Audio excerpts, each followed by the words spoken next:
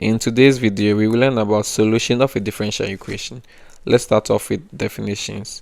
A solution of a differential equation is any function phi that satisfies the given differential equation on the specified interval. What this means is that when you substitute the given function and its derivative into the given differential equation, the left hand side should be the same as the right hand side, and the solution must exist on the given interval. So suppose we have this algebraic equation 2x plus 2 is equal to 0, and we are being asked to find the solution to this algebraic equation. So what this means is that which value of x when substituted into this given equation will render an identity, thus the left hand side will be the same as the right hand side. When we substitute x is equal to minus 1, let's see what we are going to have.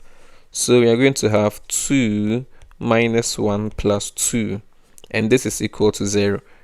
And so in this case, we have the left hand side to be 0 and the right hand side is 0. And so we can say that 0 is equal to 0. So we have an identity in this case. Now, how do we check whether a given function is a solution to a differential equation or not? The first step is to substitute the given function and its derivative into the differential equation. Then the next step is to simplify the resulting expression. Then we check if the equation reduces to an identity, that is the left hand side the same as the right hand side. Then we verify if the solution exists on the given interval. With our first question, we are to show that for any values of the arbitrary constants c1 and c2, the function y is equal to c1 cosine of x plus c2 sine of x is a solution of the differential equation given by d squared y on dx squared plus y is equal to 0. So what this means is that we have to substitute y in here, then we differentiate y twice, then we substitute in here, then we check if this side is going to give us 0. So we have y given as c1 cosine of x plus c2 sine of x. So now let's differentiate. So dy dx is going to be, when you differentiate cosine, you're going to have minus sign. So that's going to give us minus c1 sine of x plus, when you differentiate sine, you get cosine. So that's going to give us c2 cosine of x. Then let's differentiate it one more time. So the squared y on the x squared is equal to, when you differentiate sine, you get cosine. So that's going to give us minus c1 cosine of x, and when you differentiate cosine, you get minus sine. So that's going to give us minus c2 sine of x. Now we substitute this guy into a given differential equation. So the differential equation was the squared y on the x squared plus y is equal to 0. So here our focus should be on the left hand side. So we are going to substitute this guy in place of the squared y on the x squared. Then we substitute this guy in place of y. So let's see what we are going to have. So that's the squared y on the x squared plus y is equal to the squared y on the x squared is minus c1 cosine of x minus c2 sine of x plus y is given as c1 cosine of x plus c2 sine of x. So let's simplify this guy. So we group terms with cosine and terms with sine. So that's going to give us minus c1 cosine of x plus c1 cosine of x minus c2 sine of x plus c2 sine of x. And so as we can see, this guy will go to 0, this will go to 0, and so our expression reduces to 0. Thus we now have the squared y on the x squared plus y is equal to 0. Since the left hand side is equal to the right hand side, we can say that the function y is a solution to the given differential equation. With our second question, we have to show that The function y is equal to 1 on x squared minus 1 is the solution to the differential equation y prime plus 2x y squared is equal to 0 on the interval minus 1, 1, but not on any larger interval containing I. So here we have to differentiate, substitute, then we verify if the solution exists on the given interval. So here we have our function to be y is equal to 1 on x squared minus 1, and our differential equation is given below on this interval. So we have to differentiate, then we substitute, right? Now how do we find dy dx? So here we should know that y is a rational function, right? So we have to apply the quotient rule. So let's do a recap on the quotient rule. So given y is equal to u of x on v of x, then to differentiate y with respect to x, we are going to use the quotient rule. That's you keep v, then you differentiate the numerator, that's u, minus, then you switch the order. So you are going to keep u, you differentiate v, divided by v squared. So that's how we differentiate rational functions, right? That's a function of the form u on v. So with this in mind, let's differentiate y. So y is giving us 1 on x squared minus 1. So here we have 1 to be equal to u and v to be equal to x squared minus 1. So let's differentiate. So dy dx will be giving us v, that's x squared minus 1, multiplying the derivative of u. So when you differentiate a constant, you're going to have 0, then minus, you now keep u, so that's 1, then you differentiate v. So when you differentiate x squared minus 1, you're going to have 2x, then divided by v squared, so that's x squared minus 1 all squared. So simplifying this gives minus 2x divided by x squared minus 1 all squared. So we now have our y prime or dy dx. So then we substitute into the given differential equation. Our differential equation was given as y prime plus 2x y squared is equal to 0. So here our focus should be on the left hand side. So we are going to substitute y and y prime into this side, then we check if we are going to have it to be equal to 0. Y prime, as we just saw, is minus 2x on x squared minus 1 all squared, then plus 2 times x.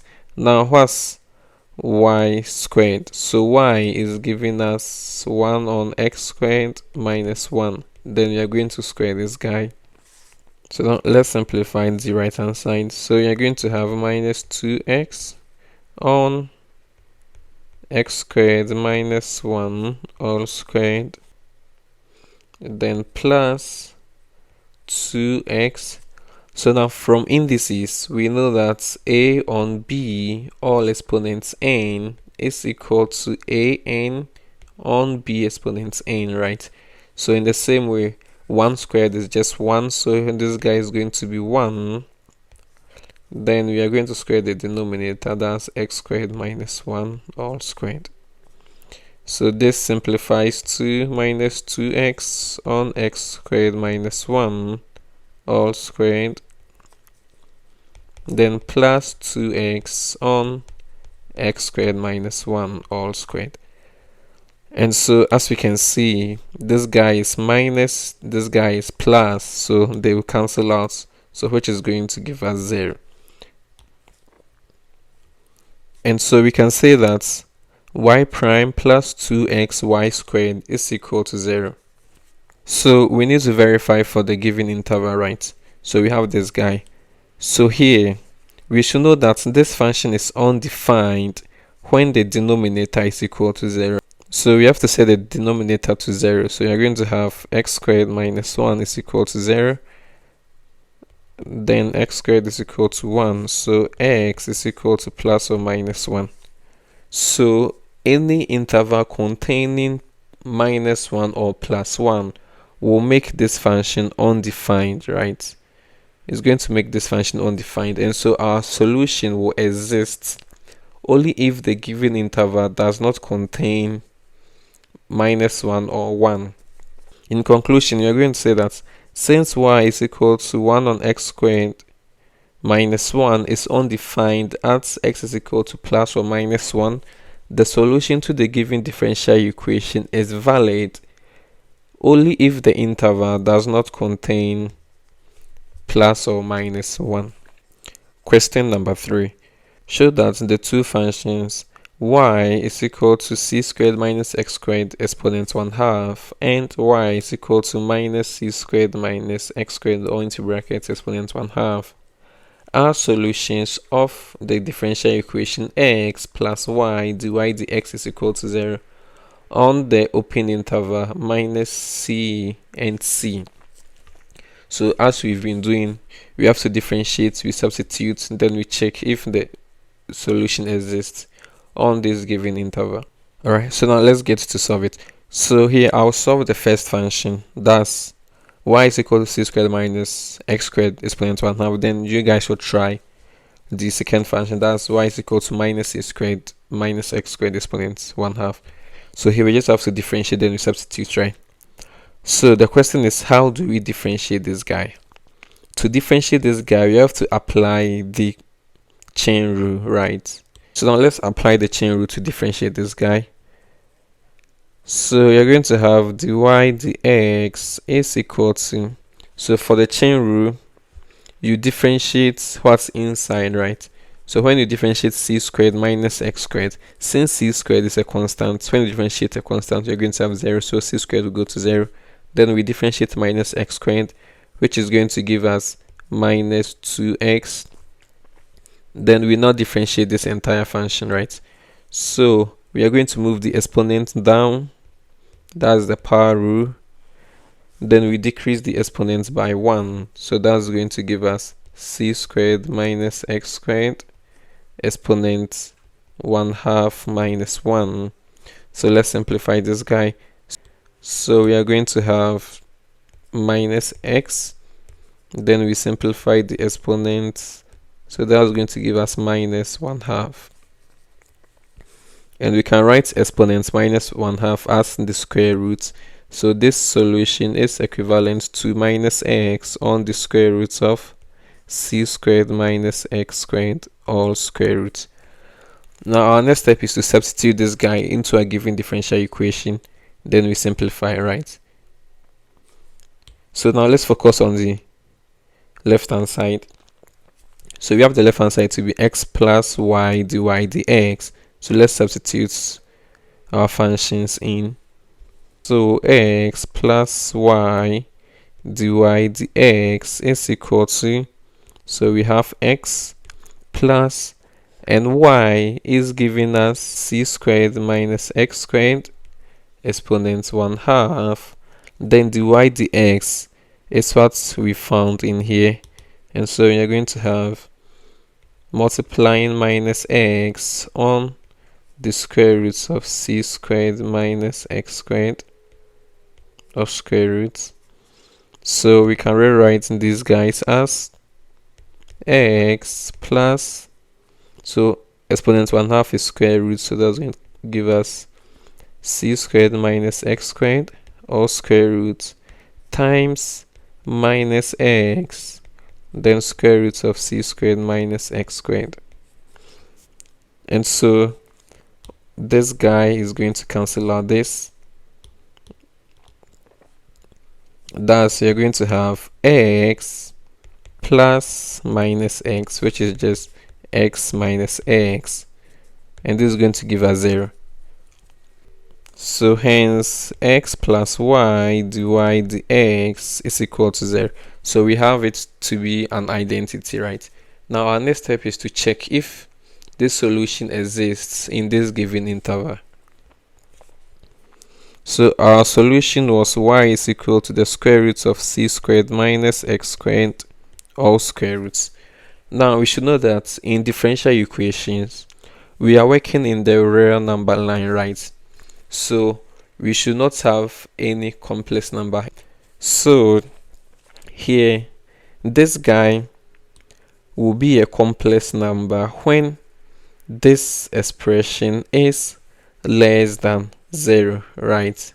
So our focus should be on those values of c that makes this function a real number, right?